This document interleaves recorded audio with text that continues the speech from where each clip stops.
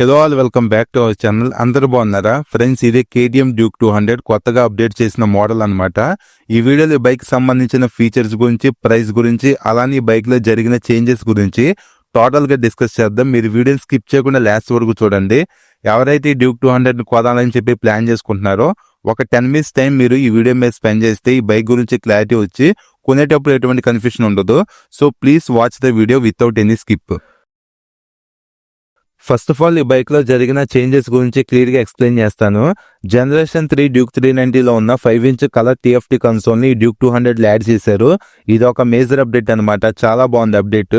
Second update wise hazard lights ని add చేశారు. అంటే ఇవి రెండే మేజర్ గా జరిగాయి. ఇంకా ఎలాంటి చేంజెస్ లేవు. ఇంజిన్ లో కూడా ఎలాంటి చేంజెస్ చేయలేదు. అలానే ఈ బైక్ లో 2 డౌన్ గ్రేడ్స్ KTM వాళ్ళు చేశారు. అవి కొంచెం మైనస్ అనిపించాయి. ముందు వీడియోలో చెప్తాను వాటి గురించి. ఇంకా ఈ బైక్ కలర్స్ గురించి డిస్కస్ చేస్తే టోటల్ గా 3 కలర్స్ ఉన్నాయి. Dark galvano, silver, electronic orange. ఈ 3 కలర్స్ ఈ బైక్ అనేది అవైలబుల్ గా ఉంది. నేను రివ్యూ చేసిన కలర్ వచ్చేసి డార్క్ గాల్వానో. రియాలిటీలో చూడటానికి చాలా బాగుంది. ఆ బ్లాక్ అండ్ సిల్వర్ కాంబినేషన్ లో లుక్స్ బాగున్నాయి. కానీ ఎక్కువ మంది KTM లో ఆరెంజ్ ని ఇష్టపడతారు కాబట్టి మీకు నచ్చిన కలర్ ని మీ టేస్ట్ వైజ్ సెలెక్ట్ చేసుకోవచ్చు. ప్రెసెంట్ ఈ డ్యూక్ 200 చూడటానికి ఓల్డ్ జనరేషన్ డ్యూక్ 390 ఉంటుంది కదా, యాజ్ ఈజ్ అలానే ఉందన్నమాట. ఈ కలర్ కన్సోల్ యాడ్ చేయడం వల్ల లుక్స్ అనేవి ఇంకా నెక్స్ట్ లెవెల్ కి ఎలివేట్ అవుతున్నాయి. బాగున్నాయి అనమాట లుక్స్ మాత్రం. మీరు ఈ గ్రాఫిక్స్ ని డ్యూక్ 390 లోకి కన్వర్ట్ చేసుకుంటే యాజ్ ఈజ్ చూడటానికి అలానే ఉంటుంది. సో ఓవరాల్ గా లుకింగ్ వైజ్ డ్యూక్ 200 సూపర్ ఉంది. సో ఇంకా మనం ఇన్ డెప్త్ రివ్యూ ని స్టార్ట్ చేద్దాం.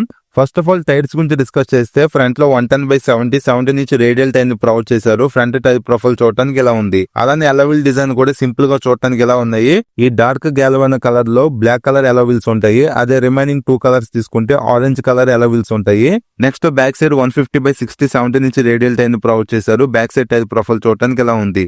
సో ఈ బైక్ లో పెద్ద రేడియల్ టైర్స్ ని ప్రొవైడ్ చేశారు కాబట్టి రోడ్ గ్రిప్ అనేది చాలా బాగుంటుంది. కార్నరింగ్ చేసేటప్పుడు కూడా కాన్ఫిడెన్స్ అనేది ఉంటుంది అనమాట. సో ఇది ఒక ప్లస్ పాయింటే. అలానే బ్యాక్ సైడ్ మడ్డి ప్రొటెక్షన్ కోసం టైర్ హ్యాగర్ ను కూడా ప్రొవైడ్ చేస్తున్నారు. మీకు ఈ టైర్ హ్యాగర్ ఉంటే నచ్చుతుందా, తీసేస్తే నచ్చుతుందా అనే దాని గురించి కింద కామెంట్ చేయండి. నెక్స్ట్ బ్రేకింగ్ వైజ్ ఫ్రంట్ లో 300mm డిస్క్ ను ప్రొవైడ్ చేశారు. బైబెల్ కంపెనీ బ్రేక్ క్యాలిపర్స్ ని యూజ్ చేయడం జరిగింది. బ్యాక్ సైడ్ 230mm డిస్క్ ను ప్రొవైడ్ చేస్తున్నారు. అలానే ఈ బైక్ లో స్టాండర్డ్ గా డ్యూల్ ఛానల్ ABS ఉంది. సూపర్ మోటో ABS ని కూడా ప్రొవైడ్ చేస్తున్నారు. బ్యాక్ సైడ్ ABS ని ఆఫ్ చేసుకుంటే దాన్ని సూపర్ మోటో ABS అంటారు. ఈ బైక్ లో బ్యాక్ సైడ్ 230mm డిస్క్ ఇవ్వకుండా 240mm డిస్క్ ఇచ్చుంటే బ్రేకింగ్ బైట్ అనేది ఇంకా బాగుండేది. ఇది నా పర్సనల్ ఒపీనియన్. ఫ్యూచర్ లో అయినా 240mm కి అప్డేట్ చేస్తే బాగుంటుంది. నెక్స్ట్ సస్పెన్షన్ వైజ్ ఫ్రంట్ లో 43mm USD ఫోక్స్ ను ప్రొవైడ్ చేశారు. బ్లాక్ కలర్ లో లుక్ చూడటానికి ఎలా ఉంది. USD ఫోక్స్ వల్ల స్టెబిలిటీ అనేది బాగుంటుంది అనమాట రైడ్ చేసేటప్పుడు. అలానే లుక్స్ కూడా చూడటానికి బాగుంటాయి. WP అపెక్స్ కంపెనీకి సంబంధించిన USD ఫోక్స్ ని బైక్ లో యూజ్ చేశారు. అలానే ఇక్కడ రిఫ్లెక్టర్స్ కూడా ఉన్నాయి. Next back side nitrox white colour monoshock ని ప్రొవైడ్ చేయడం జరిగింది. 10 స్టెప్స్ అడ్జస్ట్ చేసుకోవచ్చు ఈ సస్పెన్షన్ ని. పాత డ్యూక్ 200 లో చూస్తే WP అపెక్స్ మోనోషాక్ ఉండేది. ఇప్పుడు కాస్ట్ కటింగ్ కోసం నైట్రాక్స్ ఇచ్చారు. ఇది ఒకటి మైనస్ అనిపించింది నాకు. Next chassis wise split steel trellis frame ని బైక్ లో యూజ్ చేయడం జరిగింది. బ్లాక్ అండ్ ఆరెంజ్ కాంబినేషన్ లో చాసిస్ చూడటానికి ఎలా ఉంది. ఈ ట్రెలిస్ ఫ్రేమ్ వల్ల బెనిఫిట్ ఏంటంటే ఇన్ కేసు ఎప్పుడైనా క్రాష్ అయితే ఫ్రంట్ లో డ్యామేజ్ అయితే ఫ్రంట్ వరకు చేంజ్ చేసుకోవచ్చు. బ్యాక్ సైడ్ డ్యామేజ్ అయితే బ్యాక్ సైడ్ చేంజ్ చేసుకోవచ్చు అనమాట. ఇలా స్ప్లిట్ అయి ఉండటం వల్ల ఇది ఒకటి బెనిఫిట్ అని చెప్పుకోవచ్చు. నెక్స్ట్ ఈ బైక్ మెయిన్ హార్ట్ అయిన ఇంజిన్ గురించి డిస్కస్ చేస్తే single cylinder 4 stroke 4 valves 199.5cc BS6 DOC engine ని బైక్ లో యూజ్ చేశారు. పవర్ ఏమో 25 bhp ను, టార్క్ 19.3 Nm ని ఇంజిన్ ప్రొడ్యూస్ చేయగలదు. Cooling system wise liquid cooling system ఉంది. టోటల్ గా 6 గేర్స్ ఉన్నాయి. 200cc సెగ్మెంట్ లో నెకెడ్ స్పోర్ట్స్ లో డ్యూక్ 200 లోనే DOC ఇంజిన్ ఉంటుంది. రిమైనింగ్ అన్ని బైక్స్ లో SOC ఇంజిన్ మాత్రమే ఉంటుంది. సో ఎవరైతే నెకెడ్ స్పోర్ట్స్ లో DOC ఇంజిన్ కావాలనుకుంటున్నారో వాళ్ళకి ఇది ఒకటే ఆప్షన్ ఉంది. పవర్ కానీ, పికప్ కానీ, పర్ఫార్మెన్స్ అన్ని సాలిడ్ గా ఉంటాయి. ఈ బైక్ లో చాలా బాగుంటుంది. నేను కూడా డ్యూక్ 200 ని యూజ్ చేశాను. పర్ఫార్మెన్స్ అనేది నెక్స్ట్ లెవెల్ లో ఉంటుంది. అలానే ఈ బైక్ ఇంజిన్ లో కార్బన్ కోటెడ్ క్యామ్స్ ని యూజ్ చేసినట్టుగా KTM వాళ్ళు చెప్తున్నారు. సో ఇవి యూజ్ చేయడం వలన ఇంజిన్ రిలయబిలిటీ అనేది ఎక్కువ కాలం ఉంటుందని చెప్పి KTM వాళ్ళు మెన్షన్ చేస్తున్నారు. సో మీరు సిటీ రైడింగ్ చేయాలన్నా, డైలీ కమ్యూటింగ్ చేయాలన్నా, లాంగ్ రైడ్స్ కూడా ఇంజిన్ పర్ఫార్మెన్స్ కానీ, పికప్ కానీ సరిపోతుంది. మీరు డిసప్పాయింట్ అయితే అవ్వరు. సో ఓవరాల్ గా ఇంజిన్ వైజ్ చాలా బాగుంటుంది బైక్.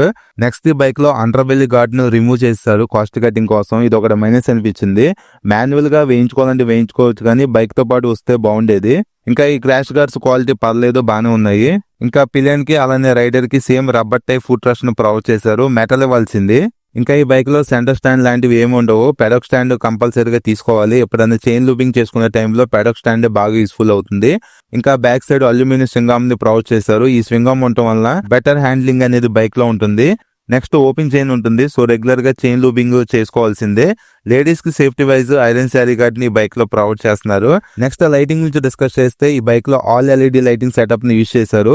6 ప్యాక్ ఎల్ఈడి లైట్ అనమాట. చాలా బాగుంటుంది. మోస్ట్ బ్యూటిఫుల్ ఎలిమెంట్ ఇదే ఈ బైక్ లో. ఎల్ఈడి లైటే కాబట్టి నైట్ టైం విజన్ అనేది బాగుంటుంది. ఇది ఒక ప్లస్ పాయింట్. ఇంకా సిగ్నల్ లైట్స్ కూడా ఎల్ఈడి ఇచ్చారు. కొత్తగా హజార్ లైట్స్ ని కూడా యాడ్ చేశారు. సో ఇది ఒక ప్లస్ పాయింట్ అనమాట. నైట్ టైం ట్రావెల్ చేసేటప్పుడు హజార్ లైట్స్ అనేవి బాగా యూస్ఫుల్ అవుతాయి. ఓవరాల్ గా ఈ బైక్ ది ఫ్రంట్ వ్యూ చూడటానికి ఇలా ఉంది. Next back side tail section అనేది టోటల్ గా స్పోర్టియర్ గా ప్రొవైడ్ చేశారు. చాలా బాగుంది. అలానే నెంబర్ ప్లేట్ విజిబుల్ అవడానికి లైట్ కూడా ఉందన్నమాట. Back side LED tail light ని ప్రొవైడ్ చేశారు. డిజైన్ చూడటానికి ఇలా ఉంది. నెక్స్ట్ ఈ బైక్ లో సీటింగ్ వైజ్ డబుల్ సీట్స్ ఉన్నాయి. ఫ్యామిలీ పర్పస్ గా అంత కంఫర్టబుల్ గా యూస్ చేసుకోలేం. అన్కంఫర్టబుల్ ఫీల్ అవుతాం. ఎందుకంటే పిలియన్ స్పేస్ అనేది చాలా తక్కువ ఉంటుంది. ఇంకా కేటీఎం సీట్స్ అనేవి హార్డ్ గానే ఉంటాయి. అంత సాఫ్ట్ గా ఏమీ ఉండవు. షార్ట్ డిస్టెన్స్ పర్లేదు కానీ లాంగ్ వెళ్ళినప్పుడు కంపల్సరీగా పెయిన్ అనేది ఫేస్ చేయాల్సి వస్తుంది. ఇంకా రైడర్ సిట్టింగ్ పొజిషన్ కూడా స్ట్రైట్ ఫార్వర్డ్ గా ఉంటుంది. అలానే హ్యాండిల్ కంఫర్ట్ కూడా బాగుంటుంది. నెక్స్ట్ ఈ బైక్ లో షార్పర్ ట్యాంక్ డిజైన్ ఉంది. ఇది మెటల్ ఫ్యూల్ ట్యాంకే. సైడ్స్ ఉన్న ఎక్స్టెన్షన్స్ ఫైబర్ అనమాట. ఇక్కడ KTM 200 అని చెప్పి మెన్షన్ చేశారు. నెక్స్ట్ ఈ బైక్ లో కీ డిజైన్ చూడడానికి ఎలా ఉంది. ఇది లేజర్ కట్ కీ అనమాట. అలానే కీ ప్లేస్మెంట్ అనేది ట్యాంక్ దగ్గర ఇచ్చారు. నెక్స్ట్ హ్యాండిల్ బార్ మీద ఉన్న స్విచెస్ గురించి డిస్కస్ చేస్తే కొత్తగా డ్యూక్ 390 లో ఉన్న స్విచ్ కిట్ ని ప్రొవైడ్ చేయడం జరిగింది. ఫ్రంట్ లో హై బీమ్ లో బీమ్ పాస్ స్విచ్ ని ప్రొవైడ్ చేశారు. పైన హజార్ లైట్ బటన్ ఉంది రెడ్ కలర్ లో. కింద కన్సోల్ ని ఆపరేట్ చేసుకోవడానికి 4 టాగిల్ బటన్స్ ఇచ్చారు. అలానే ఇంకా సిగ్నల్ స్విచ్ ఉంది, హార్న్ ఇచ్చారు. అలానే handle bar right side red colour లో ఇంజిన్ కిల్ స్విచ్ ఉంది. సెల్ఫ్ స్టార్ట్ కూడా ప్రొవైడ్ చేశారు. పర్లేదు, స్విచెస్ క్వాలిటీ బాగుంది. నెక్స్ట్ కన్సోల్ గురించి డిస్కస్ చేస్తే కొత్తగా 5 inch colour TFT console provide చేశారు. కన్సోల్ ఆన్ చేస్తున్నాను. యానిమేషన్ చూడడానికి చాలా బాగుంది. ఓవరాల్ గా ఇంటర్ఫేస్ ఇలా ఉందన్నమాట. ఇంకా features wise service, coolant temperature, battery, fuel range, warning అని చెప్పి ఇలా కొన్ని ఆప్షన్స్ ఉన్నాయి. అలానే ఇక్కడ ట్రిప్ ఇన్ఫర్మేషన్ అనేది మొత్తం చూపిస్తుంది. స్విచబుల్ ABS కూడా ఉంది. ఇక్కడ నుంచి మీరు ఆన్ అండ్ ఆఫ్ చేసుకోవచ్చు. ఇంకా సెట్టింగ్స్ ఆప్షన్ లో ఉన్న ఫేవరెట్స్ లోకి వెళ్తే టోటల్ గా 4 ఆప్షన్స్ ఉన్నాయి. మీకు నచ్చింది సెలెక్ట్ చేసుకోవచ్చు. అలానే ఇక్కడ కిక్ షిఫ్టర్ ఉంది. ఇది బటన్స్ కు సంబంధించింది అనమాట. ఇంకా కనెక్టివిటీలోకి వెళ్తే బ్లూటూత్, నావిగేషన్, మ్యూజిక్ కంట్రోల్స్ అన్ని ఇక్కడ నుంచి మీరు ఆపరేట్ చేసుకోవచ్చు. అలానే ఇక్కడ షిఫ్ట్ లైట్ ఉంది, క్లాక్ అండ్ డేట్ ఉంది, డిస్టెన్స్ ఉంది, కన్సంప్షన్ అని, టెంపరేచర్ అని ఇలా చాలా ఫీచర్స్ ఉన్నాయి. అలానే calls, audio, navigation, remote control అని చెప్పి చాలా ఫీచర్స్ ని ప్రొవైడ్ చేశారు. కన్సోల్ వైజ్ చాలా బాగుంది. విజిబిలిటీ కూడా బాగుంది అనమాట. ఈ కన్సోల్ కాస్ట్ 24,000 ఉంటుంది. సో చాలా కేర్ఫుల్ గా ఉండాలి. పైన ప్రొటెక్షన్ లాంటిది వేయించుకొని యూజ్ చేసుకోండి. ఎక్కువగా వాటర్ కి తగలకుండా దూరంగా ఉంచండి. ఎందుకంటే కాస్ట్లీ కన్సోల్ కాబట్టి ఏమైనా డ్యామేజ్ అయితే ప్రాబ్లం ఫేస్ చేయాల్సి వస్తుంది. నెక్స్ట్ ఇక్కడ చిన్నగా KTM అని చెప్పి మెన్షన్ చేశారు. అలానే ఫ్రంట్ లో డబుల్ లేయర్ మడ్ గార్డ్ ఉంది. ఇంకా ఎగ్జాస్ట్ వైజ్ అంటర్బెల్ ఎగ్జాస్ట్ ఉంటుంది అనమాట. ఈ బైక్ లో సౌండ్ ఏమి అంత బాగోదు, యావరేజ్ గా ఉంటుంది. ఇంకా ఈ లెవర్స్ అనేవి అడ్జస్టబుల్ కాదు, నార్మల్ లెవర్సే. ఇంకా ఈ బైక్ లో రైడ్ బై వైర్ టెక్నాలజీ ఏమీ లేదు. మాన్యువల్ గా యాక్సిలేటర్ వైర్ ఉంది. సో ఇది సెన్సార్ కాదనమాట. అలానే పైన ఇక్కడ నెంబర్ ప్లేట్ బ్రాకెట్ ఉంది. మిర్రర్స్ క్వాలిటీ కూడా ఈ బైక్ లో చాలా బాగున్నాయి. ఇంకా ఈ డ్యూక్ 200 వెయిట్ వచ్చేసి 159 kgs ఉంది. CDI 822mm ప్రొవైడ్ చేశారు. గ్రౌండ్ క్లియరెన్స్ 155mm ఉందన్నమాట. కొంచెం తక్కువ గ్రౌండ్ క్లియరెన్స్ ఉంది. కేర్ఫుల్ గా ఉండండి స్పీడ్ బ్రేకర్స్ దగ్గర. అలానే ఫ్యూల్ ట్యాంక్ కెపాసిటీ వచ్చేసి 13.4 లీటర్స్ ప్రొవైడ్ చేశారు. మైలేజ్ గురించి డిస్కస్ చేస్తే 34 కిలోమీటర్స్ మైలేజ్ ని ఎక్స్పెక్ట్ చేయొచ్చు ఈ బైక్ నుండి. ప్రైస్ గురించి డిస్కస్ చేస్తే 2,51,000 ఆన్ రోడ్ ప్రైస్ ఉంది. నేను రివ్యూ చేసిన షోరూమ్ లో. ఈ ప్రైస్ అనేది మీ లొకేషన్ బట్టి కొంచెం అటు ఇటుగా చేంజ్ అవుతుంది. ఫ్రెండ్స్, ఈ వీడియోలో కనిపిస్తుంది కదా, ఇదే పాత డ్యూక్ 200 అనమాట. నేను రివ్యూ చేసిన షోరూమ్ లో ఈ డ్యూక్ 200 ప్రైస్ 2,44,000 ఉంది. ఇంకొన్ని షోరూమ్స్ లో ఇంకా తక్కువ ప్రైస్ కి పాత డ్యూక్ 200 ని మీకు సేల్ చేస్తారు. మీకు నచ్చితే దీన్ని తీసుకోండి. లేదంటే నేను ఇచ్చే సజెషన్ ఏంటంటే దీన్ని తీసుకోకుండా కొద్దిగా మనీ యాడ్ చేసుకొని అప్డేట్ అయినా ఈ కొత్త మోడల్ తీసుకోండి, బెటర్. ఇంకా చాలా మంది అడుగుతున్న డౌట్ ఏంటంటే పాత డ్యూక్ 200 కి కొత్త కన్సోల్ ని మోడిఫికేషన్ చేయించుకోవచ్చా అని. మీరు చేయించుకోవచ్చు. కన్సోల్ కాస్ట్ వచ్చేసి 24,000 ఉంది. స్విచ్ కిట్ కొనుక్కోవాలి, వైరింగ్ కూడా కొనుక్కోవాలి. ఓవరాల్ గా చూసుకుంటే 30,000 అవుతుంది మోడిఫికేషన్ కాస్ట్ వచ్చేసి. సో దాన్ని బట్టి ఆలోచించుకోండి మోడిఫికేషన్ చేయించుకోవాలా వద్దనేది. బెటర్ మీరు మోడిఫికేషన్ చేయించుకునే బదులు కొత్త బైక్ తీసేసుకోండి. ఇంకా ఈ డ్యూక్ 200 లో ట్రాక్షన్ కంట్రోల్ లేదు, USB ఛార్జింగ్ సాకెట్ ని ప్రొవైడ్ చేయట్లేదు, అలానే సెపరేట్ క్లచ్ కూడా లేదు.